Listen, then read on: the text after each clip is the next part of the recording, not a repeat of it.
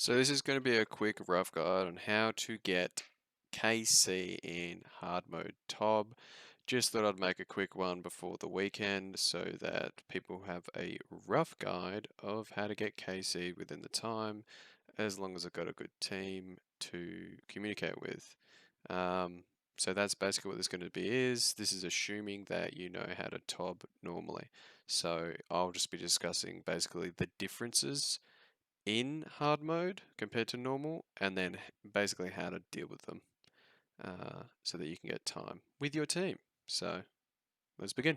Okay, so what's different in Maiden hard mode? So you can't kill the tomatoes. Tomatoes will spawn if you get hit by blood splats. If you're getting hit by blood splats, get better.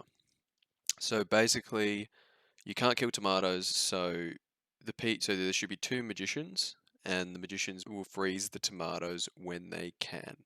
Okay? Because you want to keep them locked up for as much as possible because their blood trails don't disappear and they can ruin the map. So freeze them as much as you can, and there should only be one or two tomatoes, worst case scenario. So just don't get hit by bloods. You don't want any crabs getting to Maiden because she will attack, I think, one tick faster, and it just is shit. So don't let it happen. Magicians will freeze the middle pile. South will kill the one crab. Uh, North Ranger will kill 1 and 2. Otherwise, attack the boss. Also, considering this is hard mode and you needed to get under certain time limits, try and just skip 30s. So make sure the magicians freeze all the crabs and then everyone gets on Maiden and just specs it out. If you stuff up and you miss a freeze, then just kill the crabs like normally, but it just will be a little bit slower. Okay, what's different with bloat in hard mode? So feet and hands will drop always all over the map, so just watch for shadows. Bloat is also gonna go back and turning all like constantly, so you just always have to keep a lookout for when he's turning. He doesn't just do, one or two. He can do it, I think, like 4 times, 5 times or something. So keep a lookout for when he's turning, use good communication, make sure to bring a salve, and yeah, ideally, because he has a bit more health, there might be a bit more running, so I would recommend one person bring in a stamina to pot share before going into bloat, so that you guys don't have any issues with stamina, you can just focus on DPS. Other than that, everything's the same. Okay, so what's different in Nylo? Attacking any NPC in Nylo will, with the wrong attack style, will damage you, so don't do it. That also means that you can't barrage and chin in this anymore. So you really have to focus on doing single damage to each fucking Nylo as soon as possible, because also, if you don't kill them quick enough, they explode, and when they explode, they do AoE damage, so you need to focus on killing them as quick as possible. There's also 3 mini bosses, which is a Nylo in the middle. Same sort of thing as the Nylo boss. It's one that switches between attack styles. Ideally, the best way to deal with this is to coordinate with your team when they spawn, like now, to ideally do a scythe hit, then a Sea Halley hit, and that should get a lot of damage done, and then just have one of the melees finish it off. The rest is pretty much the same. Since this is a learner guide, it's probably likely that you're going to let the minions attack the pillars a bit too much. So with the third mini boss that spawns, you can kind of ignore it, just make sure you're praying against it, and just focus on killing the minions as quick as possible, so that no pillars fall. And then you can just kill the mini boss after that.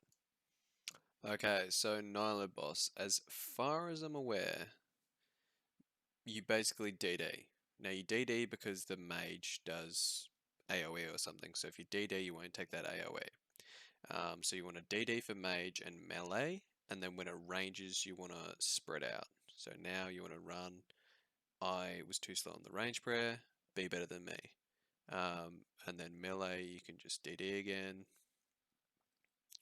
So yeah, so range prey, spread out. I die here because I'm not quick enough. Be better than me, but this is the best thing that you want to do. So mage, group up, DD, range, separate. One person, everyone just run around, just spread the fuck out, and then yeah, that's the best way to kill the boss. So far, as far as I'm aware. Okay, now sausage egg. What's different? So basically, the start's pretty much the same. However, there's two bombs instead of one, which means that I'm basically going to have to draw a diagram. Okay, so with sausage egg, when the bombs come, you want one person with the bomb here, and the other one running here. And then in the middle, you want the two people, if you're in a four-man, you want two people sitting here, so then you share out the damage. If it gets a bit hectic in the later waves, with trying to organize all this, just make sure that the two people with the bombs can just tick at it, as long as you're not full health. So, yeah. And that's basically it for the bombs. So sausage egg chooses you. Um, Basically, the maze is now set up into three segments. Each of the three people in the shadow realm can see one part of the map. So basically, if you just follow your mates around where they're walking, you should be good. See, I can see the last part of the maze, so I just do that for my team, and they follow me. The person on the top will just see everyone's movement, and they just need to follow the one at the front.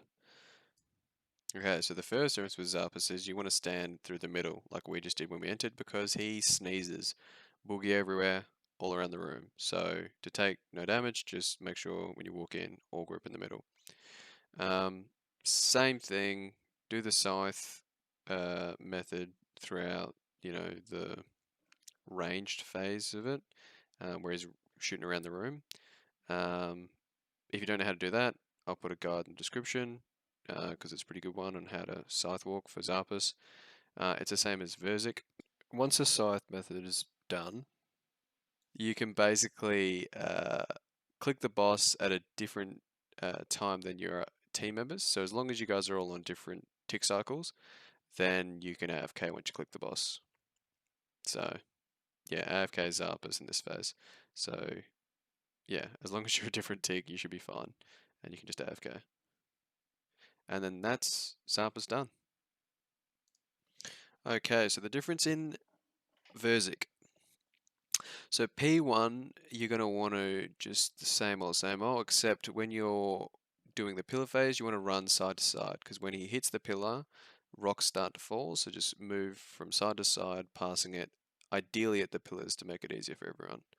And you just keep running side to side, spec when you can, and that's it. Easy, so that's P1. Okay, so P2, main difference is the onions she shoots out leaves a poison splat on the ground, so you can't walk back on your tile. So ideally, you want to kind of just walk around to spare spaces. Ideally, like you want to do what Bale's doing next to me, which is ideally just use 4 squares, and just you can, yeah. By the time you go to the 4th square again, like now, the poison goes. So you can just use 4 squares, but if if a crab's coming and you need a panic, then just use a different square. But yeah, so basically don't walk on the same tile. Okay, so when the red crabs spawn, you just need to make sure that you kill it fully. Ideally, just because they explode with AoE, so it just means that you take less damage. Otherwise, it's pretty much the same until you get to P3. But there will be acid, so avoid that as well. Like the acid from the mushrooms, because mushrooms will still randomly come and drop acid. So okay, with P3, web phase is normal, so nothing changes there. Then you get the 3 pulls, which is different, which I'll show an example of ideally what you want to do here. But this is a guide. The best thing to do is to kind of stall until yellow portals, because that's probably the hardest um, phase of P3. So if you can stall, do enough damage, I think it's to like 20%, so that you can just wait out and then do yellows and then just go straight into green ball.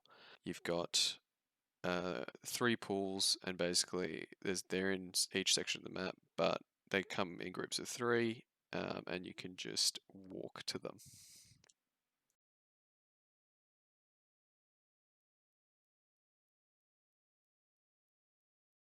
Which brings me to Green Ball. Green Ball does a crap load of damage, and you need to bounce it, otherwise it would just like KO someone. Uh, so basically, just make sure you're following um, one of your team members at all time. The more bounces, the better. The less damage it will do to your team. Ideally, you don't want the tank to have the green ball, so if the other three can bounce it between them, just using good communication and try and follow each other if you can, or just be close to them. The added little fun feature is that at 5%, she will just heal 1,000 health, as you just saw there. So it's the same thing, just a bit longer. So ideally, you want to put maybe one spec into her before that phase, but then always save some specs for after she's healed to speed up the process. Because you know, the more yellow portals you have to do, the worse. So if you can speed it up as much as possible, the better. And there you have it. So that's basically a pretty simple, straightforward what's the difference with hard mode and how to kind of avoid any of the differences to make sure that you can get KC with your team under the time limit. So good luck. Hopefully get some cool uniques and ideally the transmog because that's going to be pretty cool. Good luck. Peace out.